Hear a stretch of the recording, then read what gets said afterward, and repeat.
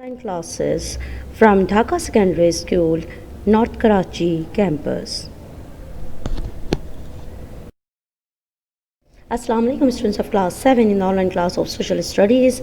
We are going to start new chapter number 15, the struggle for freedom, and I am your teacher Miss Uzma.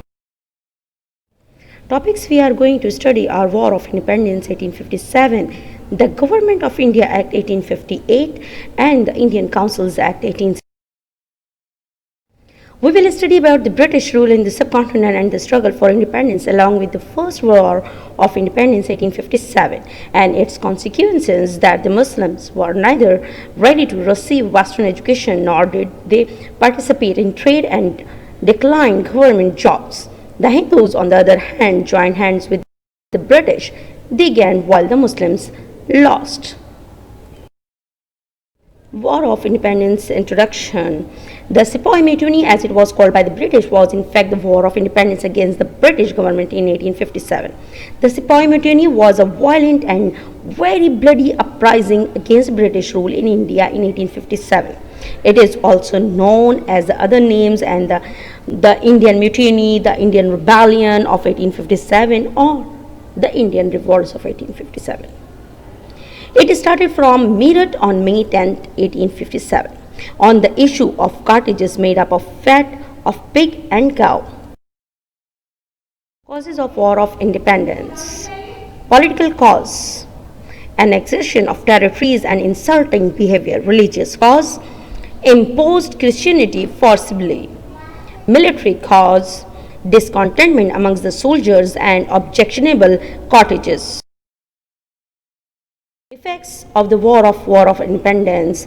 Two major outcomes were achieved as a result of this war. First, the rule of the East India Company came to an end and India came under the British Parliament. The second important outcome was the abolition of the law of lapsi. The emperors of states could now adopt sons and who could be their heirs. Except the betrayers, all the Muslims were ruthlessly looted and killed. The aim was to divest the Muslims community of their political rights. The Muslims in repulsions also utterly disgusted the British and rejected not only the white people but also all the new things that were introduced by them. The Government of India Act 1858. Britain learned too late after the War of Independence how it had neglected the education of the subcontinent, but Muslims refused to attend the newly opened universities. The British realized that Western culture and ideas could not be forced on the Indians. Secondly, India was too large to be governed by the East India Company, a private trading company. The first Government of India Act was passed in 1858 by the Parliament in London, mainly that British government would govern with the help of Viceroy living in India, to be assisted by a legislative council of selected British members. Steps were taken to educate the people. 3 universities were set up in Bombay, Madras and Calcutta. However, the Muslims did not welcome these steps. They were against the British because of the dismissal of the Mughal rule. The Indian Councils Act 1861.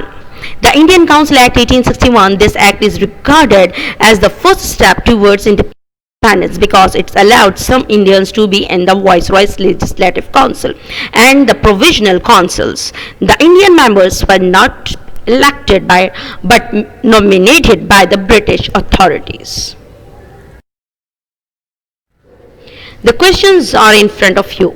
Thank you so much.